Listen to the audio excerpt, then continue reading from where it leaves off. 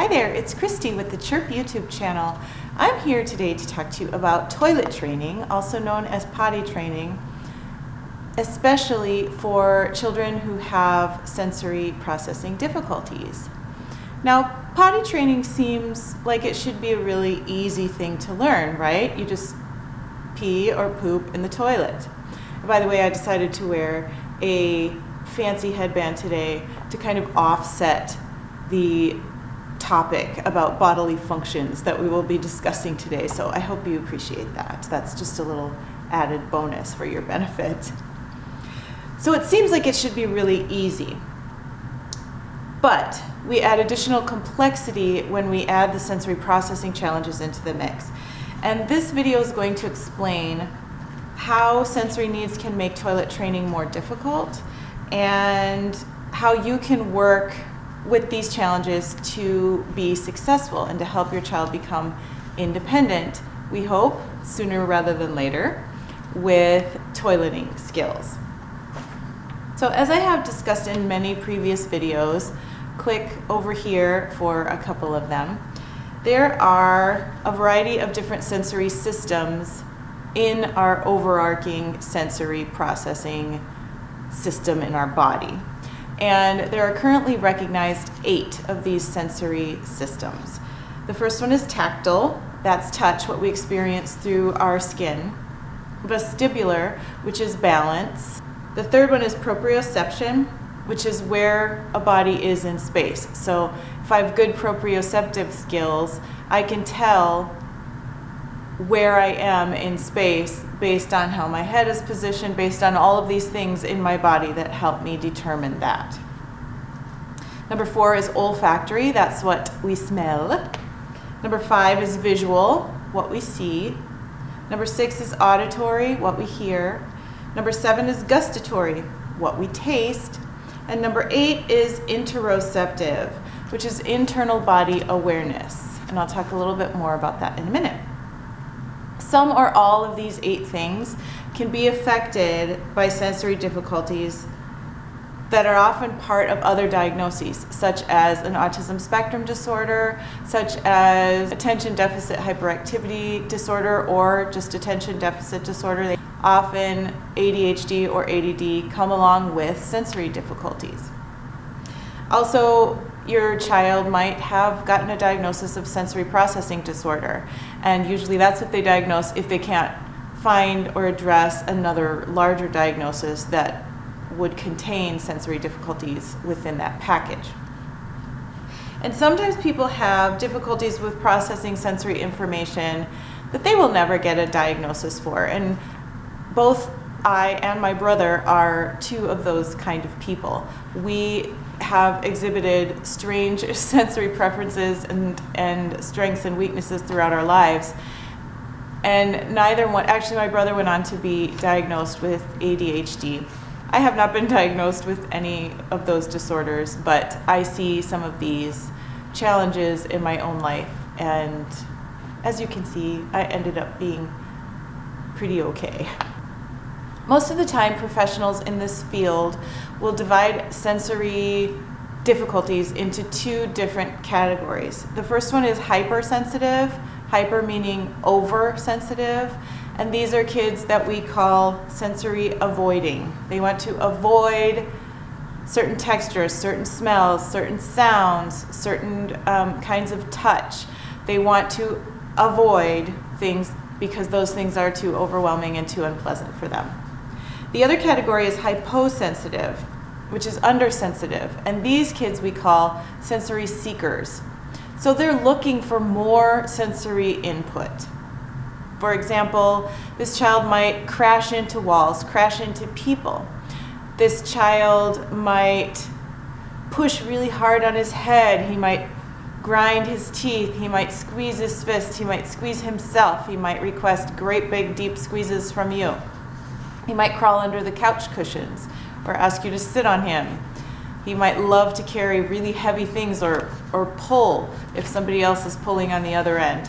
So there are lots of different behaviors that you can see would result from either wanting to avoid too much sensory input or wanting to seek out more sensory input. They have very different ways of presenting, but they both are an issue with sensory processing. And I have discussed that whole process of hypo and hypersensitivity to sensory stimuli in previous videos that I mentioned earlier, and they're over there. And I recommend that you watch those maybe even before you come back and watch this one, because in this one I'm going to kind of assume that you know that stuff, and so I'm not going to go into a huge amount of detail about that in this video. And you need to know that if you're going to help your child through the toilet training process, because you're going to need to be able to identify some of those needs that your child has in order to come back and address them during toilet training. It's also never a bad idea to contact an occupational therapist. Please, please, please make sure that it is one who specializes in sensory processing. Most of them do not. Occupational therapists don't usually get any training in graduate school about sensory processing or sensory processing disorders or how to treat them. And so if a person wants to be a specialist in that area, it requires training above and beyond a master's degree and experience and a lot of practice. And so please get one who has that experience and who had that additional training. There isn't a qualification process. There isn't another certificate that they can go on and get at this point. I wish there were. But I have put a link down below. If you're in the United States, you can look in on that website to hopefully find an occupational therapist who is a specialist in sensory processing. So that expert can help you sort of identify some of your child's needs, what your child would benefit from on a daily basis with sensory input.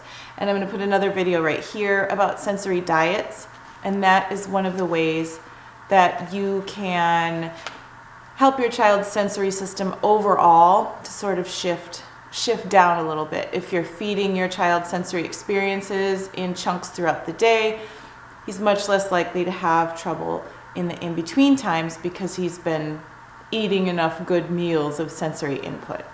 Just from the basic introduction I did just now to the sensory system and the 8 parts of it, you can obviously see why toilet training would be very difficult for a child who has difficulty in any of these areas, to say nothing about most of them or all of them. So I'm going to give you a simple 3-point plan for moving this process forward with your child. And I admit that each of the 3 points has a lot of helpful information in that point, so this video is not super short because there's so much to tell you. How could I cut this short? I don't know. I tried. I couldn't do it. There was too much. I had to squeeze it all in. So there are only 3 points, but you're going to have to be the one to sort through the information and figure out how to adapt each of these 3 points for your own particular child, because you know your child best. The first thing is that you need to watch for the signs of readiness, keeping in mind that your child, if you notice sensory processing difficulties, or if your child has been diagnosed with something, your child's body is not processing sensory signals quite the same as other children's bodies do, quite the same as would be typical for a child of his age.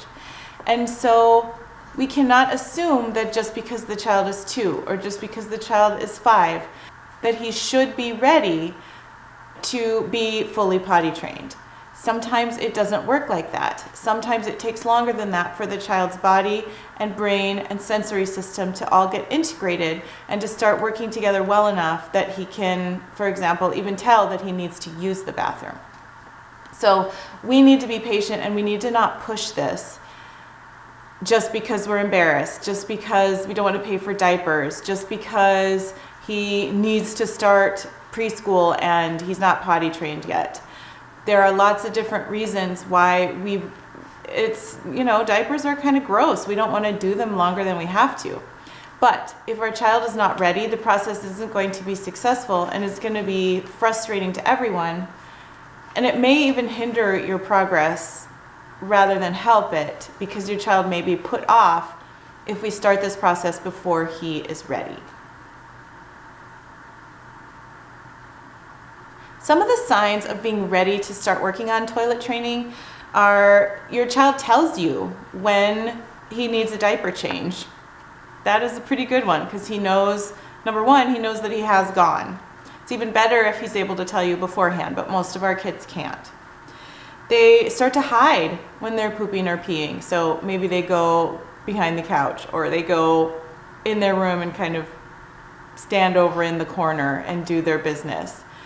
The first step towards being able to manage a behavior is that you know it happened after it happened. So that's the first thing I mentioned, indicating when a diaper needs to be changed.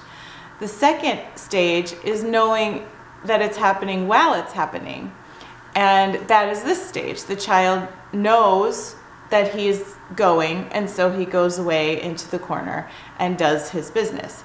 The third step is that you know before you go, and that's where we have to succeed if we want to be fully independent with toilet training, and most of our kids are not quite there yet. If your child can stay dry for at least 2 hours, this would be a great time to start potty training. Your child is willing to sit on the toilet or on a child potty, fully clothed, not scared of it, not feeling weird about it, not fighting it. You got to be able to do that if you want to be toilet trained. Able to pull pants down independently. For some of our kids, I realize that that's especially difficult because of little tiny buttons, because of maybe some difficulty with motor movements or motor sequencing, which we call apraxia. There may be some difficulty just because your child has other diagnoses. Maybe your child has cerebral palsy or some other thing like that that makes it very difficult for a child to pull his pants down independently. We don't want to stop just because of that, but if your child can do that, it's an additional benefit. And we want your child to be having regular bowel movements. If your child is going to poop in the potty, it really helps that if you know when it's coming. So even if he doesn't feel it quite yet, you can say, it looks like it might be almost time to poop. Let's go in the bathroom and try. And you're more likely to be successful if you know right about what time of day that is going to happen. And at this point, I need to say that there are a couple reasons why your child might not be consistent in his bowel movements. And the first one is that there may be something going on. If your child has a diagnosis of an autism spectrum disorder, gastrointestinal problems very frequently come along with autism spectrum disorders, and we're not sure why that is exactly, but there does seem to be some change in the flora that are living in the intestine of people who have autism spectrum disorders, and it could be a cause of some of the distress in the digestive system, or it could be an effect. A lot of our kids don't eat a varied diet. They eat white bread, chicken nuggets, and French fries. None of those things contribute to a healthy gut flora, and sometimes they also have some digestive intolerances, which can lead to difficulties with digestion. And so work with somebody who's willing to assess these issues with you and try to get those figured out, probably before you start the toilet training if possible, but at least be working on it. The other reason why your child might not be regular in his bathroom habits might be that the dietary thing that I just mentioned. And one thing that can help tremendously is veering more away from animal products and dairy, which is animal products, and veering more towards plant foods, whole plant foods. As human beings, we need a lot of fiber for our system to work properly. And you've probably heard your grandmother or your great-grandmother talking about fiber. And I'm not talking about Metamucil that we add into our water and drink. I'm talking about fiber that comes from real food. That fiber is what the bugs in our guts eat. And that's what makes them work better. They keep us healthy when they have enough to eat. And they don't live on animal products and dairy and ice cream and meat and cheese, those are not what they like best. What they like best are resistant starches like sweet potatoes. They like vegetables, they like fruit, they like whole grains. Those kind of things are what make those bugs happy. And so in order to keep our digestion happy, we have to eat a lot more of those things and a lot less of the things that our bugs don't like. So that is just a thought. I've put some more links down below about digestive health and diet, so you can take a peek at that. And I also will put 2 links right here. One that is how to help your family eat healthier foods, especially kids who have sensory processing disorders. It's very difficult to change eating habits because they're so rigid.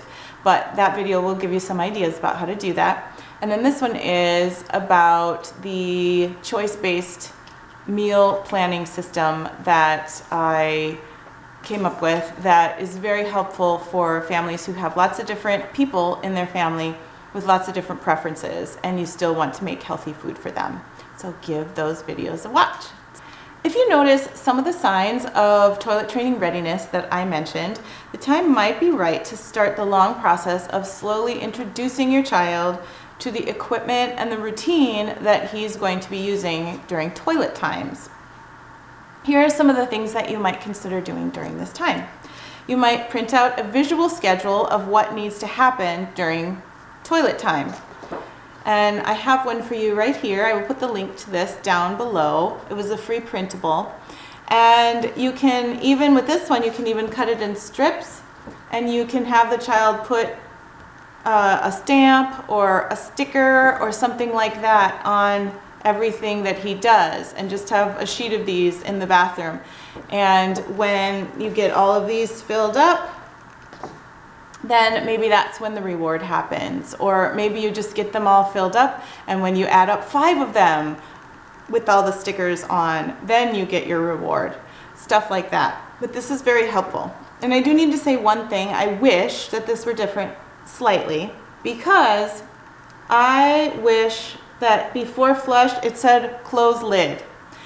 I have to tell you, when you flush and the toilet seat is up, everything in the toilet goes everywhere. If you have toothbrushes on the counter, your toothbrush is covered in little tiny poop particles. Please close the lid. Close the lid.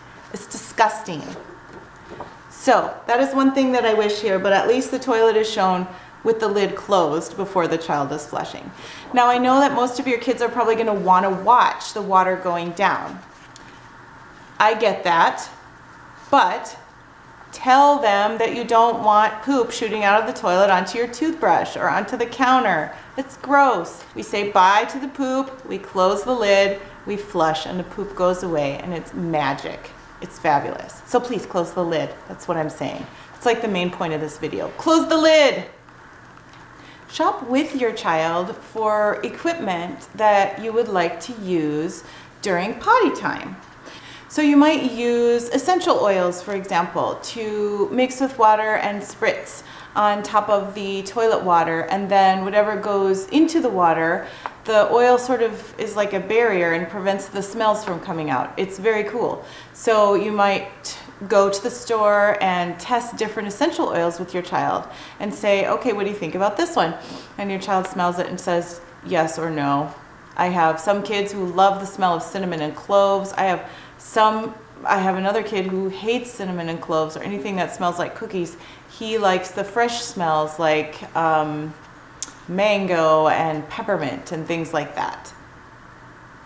You may also try a pre-made, pre-mixed version, and there is one called Poo-Pourri. You may have seen their hilarious commercials at some point, and I recommend their product. It's really good. You might find some calming or ambient music that your child likes and have a special player in that bathroom that you're going to use for this process.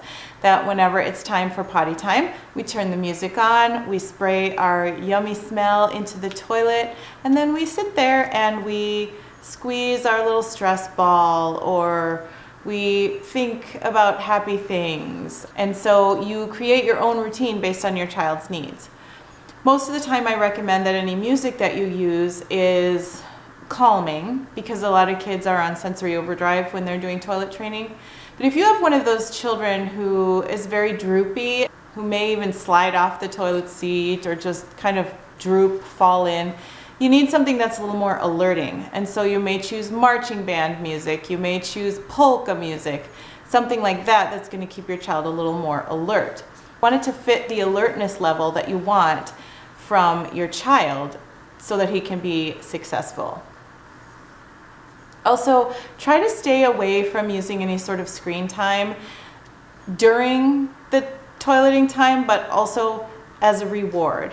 Screen time is not a great reinforcement for things like this, because you're distracting the child from being able to sense what's going on in his own body.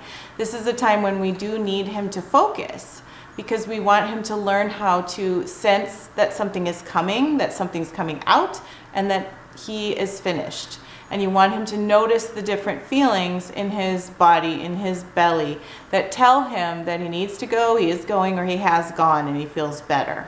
So we need to allow the child enough focus to hear the signals his body is sending and respond appropriately to them. Practice changing your child's diaper in the bathroom, and talk about toileting things while you're in there.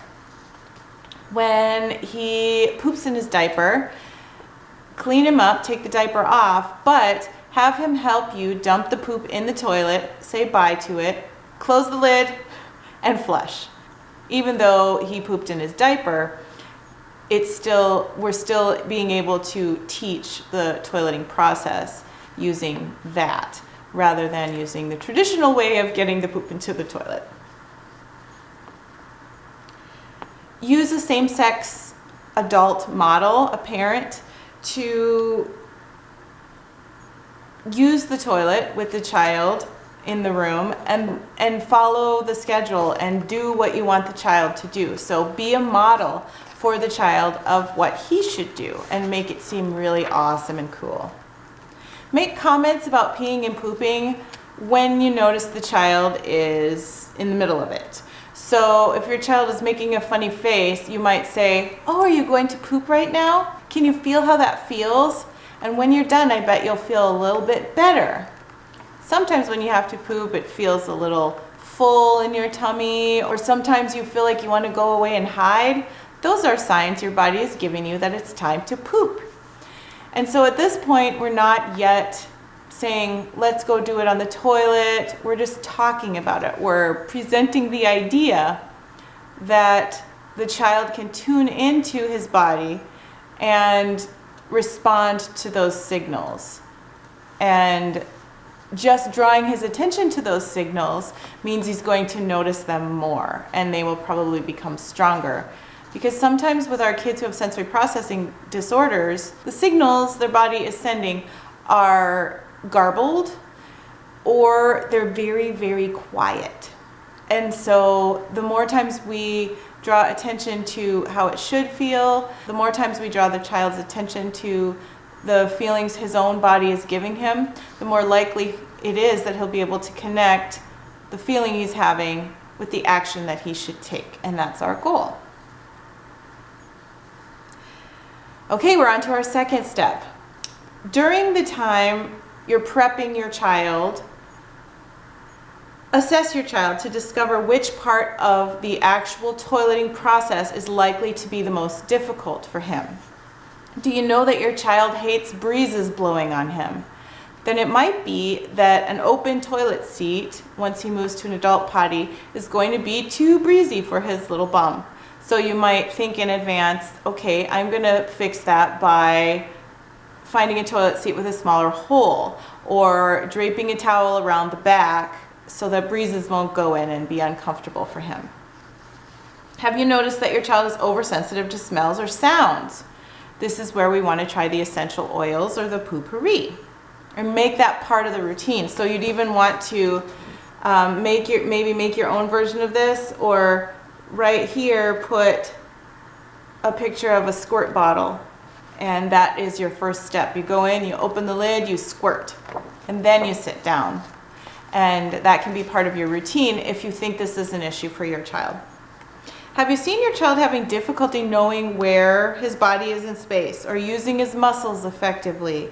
Does he run into things? Is he really super clumsy? Does he spill things all the time? Think of strategies then that will help your child feel stable when sitting on the toilet. A lot of times kids don't feel, sometimes they feel as if they're going to fall off. And you can't relax your muscles and allow things to flow naturally if you're afraid you're going to fall. The sensory system that's the weirdest is interoception. This is the ability of the body to sense and respond appropriately to stimuli that are happening and that should affect internal body function. For example, heart rate, breathing rate, those things should automatically change based on what you're doing in the moment and how hot it is and all of those kind of things. But for some people, their interoception doesn't sense, hey, I'm running now and I'm getting not enough oxygen, I should increase my heart rate. Sometimes there's a lag there, and so their heart rate doesn't speed up as fast as it should. It doesn't slow down as fast as it should after exertion or fear. Sometimes their breathing rate does the same thing. These people often have trouble telling when they're hungry, being able to tell they're full. So sometimes they will have eating disorders where they don't eat, or they will have eating disorders where they binge all the time and they just keep eating and eating because they don't notice that they're not hungry anymore. These kids have difficulty with digestion, and we're not exactly sure why. Probably partially because they can't tell when they have to go to the bathroom, because bowel and bladder control are also on this list. So they're one of the things that it's difficult to tell for someone who has difficulties in the area of interoception. They also can't tell when they have to go and how urgent it is. In addition, they might have difficulty regulating their body temperature, regulating mood, regulating state of arousal. So they might go from really hyper to really super droopy in this weird spectrum that they can't manage very easily. A child who has difficulty in this area might vary between diarrhea and constipation throughout the space of a day or a week. And that might be because his body can't tell what is coming, when he needs to go, and it really gets very confused.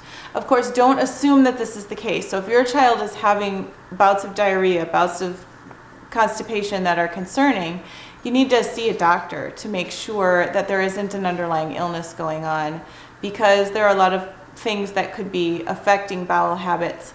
And if your child is ill, the chances of him being able to be toilet trained and maintain a toilet training routine is smaller, because his system isn't regular and it's also uncomfortable and possibly painful. And nobody wants to participate in something that's painful, so he'll probably try to avoid it.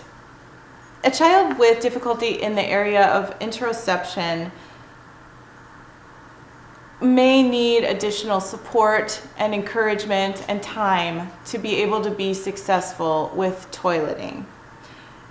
He may not be able to tell when he needs to go. He may not be able to tell that he is going. He may not even be able to tell that he did go, although I hope he would. And in those situations, we have to be especially patient, and we have to be especially encouraging, because it is not the child's fault. He's not just being naughty if he honestly can't tell that he has to go to the bathroom. And so we need to carefully think about how we respond. Just keep doing the procedure. If your child hasn't shown any readiness yet, don't start toilet training, because it's not going to work very well.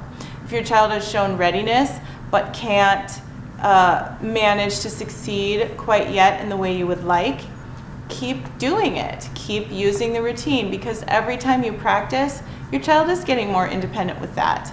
And every time that your child accidentally succeeds, it helps connect the feeling to the action that should follow it, and that's what we're looking for. The child needs a little more time and a little more encouragement to practice listening, hearing and responding to the cues that his body is sending, which may initially be non-existent or just far, far too quiet for him to hear. So phase 3, we're going to schedule potty times. So here are some thoughts about this phase. Set a fun timer for however long seems appropriate to you. And by a fun timer, I mean one that makes a cool noise or some song that comes up on your phone or something like that. You may wish to start with every 30 minutes. You could start with every hour if you think that that would work for your child. But for most of our kids, 30 minutes is probably a good choice. When the timer goes off, you say, time to sit on the potty. Now, we're not trying to pressure our child. We're just giving the child lots of chances to practice the toileting routine and practice listening to his body's signals. So the more times we draw our attention to it, the more likely we are to feel a sensation, hear pee in the toilet, and connect the two together. When your child goes in his diaper, change the diaper in the bathroom, as I mentioned before, put the poop in the toilet, close the lid, and flush it. So once again, we are following our protocol, even though the child did not do the poop in the potty himself. I recommend that you have all children sit on the toilet rather than having boys stand. Not only is it much less messy, but it's way easier for kids. So we talked before about the vestibular sense. If your child doesn't have good balance and and then if your child maybe has some difficulty with sequencing their motor movements or clumsiness, then holding a male unit and trying to point it in a certain direction while standing upright, that is fraught with difficulty. And so I recommend having everybody sit down, and your results are likely to be much better. Use calming music and scent spray every single time, no matter whether you think your kid is going to pee or poop. Neither of them hurts the experience. They all help it be more fun and relaxing. You can use food coloring. If you use red, when you pee in it, it will turn orange. It's amazing. So you can do lots of those fun little things and make it more interesting, but we don't necessarily need to, because once again, we're trying to focus on connecting. Once again, anything you can do to connect the occurrence of the pee with the sensation that the kid is having and then has after he goes, that's good. We want more of those connections. Reward your child when something comes out. Not just for trying, but when something comes out. So notice activities that your child likes and use those as rewards. I don't recommend you take away things he likes and then make him earn them back. That's horrible. And I don't recommend using screen time or food to reward toilet training, because both of those are a distraction from the sensations that you would have during toilet training and after toilet training. So we want it to be something separate. For example, I read an article by a mom who said that her kid loved to vacuum and they were having a lot of difficulty with toilet training, and one time he said, "Can I vacuum?" And dad said, "If you go pee-pee in the toilet." And so the kid went in and he did it, and then he came back and vacuumed. And every time he went in the toilet, they let him vacuum for 5 minutes, and it worked really, really well for him. So it can be something a little unconventional. I don't really recommend reward charts, really, like stickers or something, unless your child has an absolute obsession with stickers, in which case that might be a good reward. But some sort of activity that's fun, that maybe you can even do together, that's functional, those are ideal. Allow your child to decide whether he wants you in the room with him.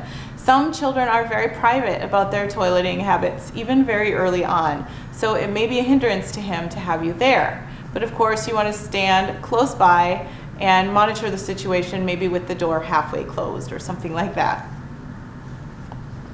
Keep up this process as long as your child needs it. Usually the pee toilet training and the poop toilet training happen at different rates, and so usually poop takes longer. And there are a variety of reasons behind that, and it doesn't actually really matter, because if you keep at this, eventually you're going to see more independence than you saw at the beginning.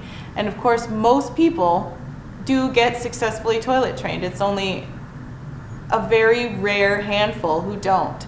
And so the chances are that your child is going to be one of those ones who is a successful toilet trained adult at some point. And it will be because you stuck with it and because your child's body finally learned how to communicate well with itself. Yay! As you notice your child accepting certain sensory inputs and not other ones, make adjustments to the routine. So if you notice that your child is looking a little bit scared of the toilet paper or not wanting to do the wiping part or whatever the case is, some of it's because their little arms are too short to reach their own butt. Some of it is because the toilet paper is really offensive to them. So you might want to try a different toilet paper, a different color of toilet paper even. I also want to say here at the end of this video, don't get into a power struggle with your child. Your child is not going to become toilet trained because you threaten him into it. It doesn't work like that. That is going to cause everything to just go backwards. So if your child becomes very resistant and grumpy about it or starts to cry or have tantrums, back off for a couple of weeks. Keep on talking about it. Don't just ignore the topic, but you can say, it's really hard, but we'll try again in a little while. I understand. It feels frustrating when you can't do it. But don't worry, we'll keep working on it and we'll do it together. Yay! So keep up a positive attitude, keep talking about it, keep cheering for your child and believing that your child can succeed. Because I think your child can succeed because you're a wonderful parent and you are equipping yourself and wanting to do a great job. And I applaud you for that. Please don't forget to check down below in the info box. I've put a couple of really wonderful articles on this topic and also some equipment that might be fun for you as you plan your toilet training procedure. I hope that this video was helpful for you and that you have some great ideas to try with your child. Have a wonderful day. I'll see you in my next video. Bye.